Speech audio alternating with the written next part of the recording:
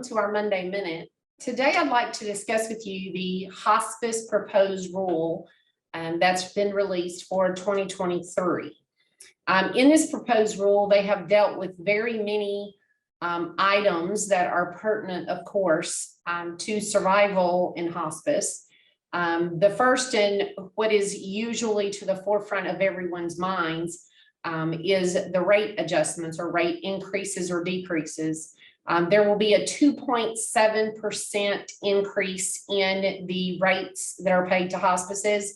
That assumes, of course, that there's not any changes when the final rule comes around. It could change within a point or two, but not typical that it will change dramatically.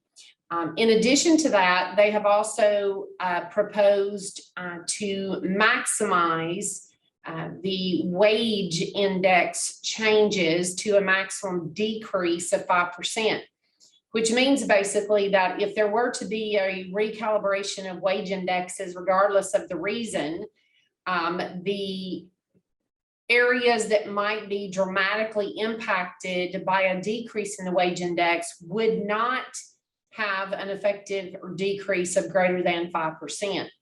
That is a big deal because there have been years when some areas have taken quite a huge hit compared to the prior years. Keep in mind that that means basically that you know that your wage index will not be less than 90% of its current value in any subsequent year. So even if it were supposed to be 8% this year or the next year, it will be maximized at 5%. And then the following year, it can't drop again any more than an additional 5%. So hopefully that makes sense. And hopefully you understand the significance of that. So another thing that was addressed in the proposed rule was an update of sorts on the HOPE tool. The HOPE tool is a clinical assessment tool that's been being worked on for years in hospice that will basically be similar to the OASIS assessment in home health. And when I say that only to compare them in the sense that they're comprehensive assessments of the patients with outcome measure questions that affect the outcome measures.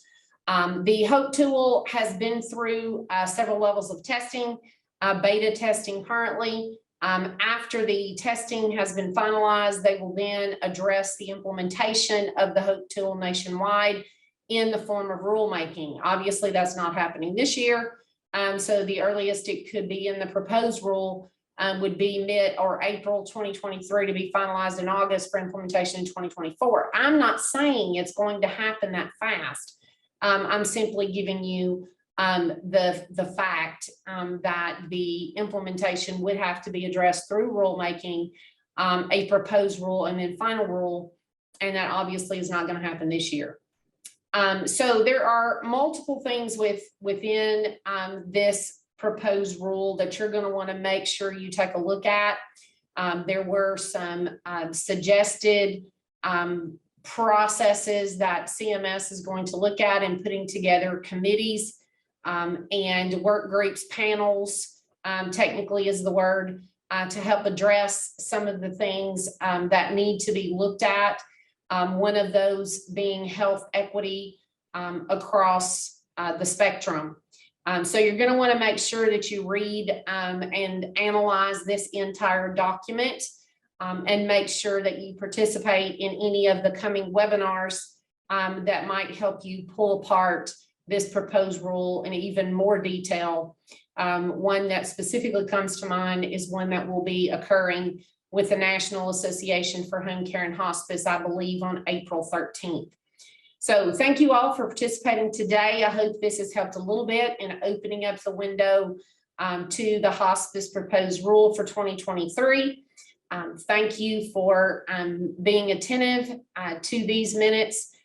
Stay tuned, of course, as always, to your state and national association, home care and hospice associations, and hope to see you at a live event soon, like I did the people at the Illinois conference just last week.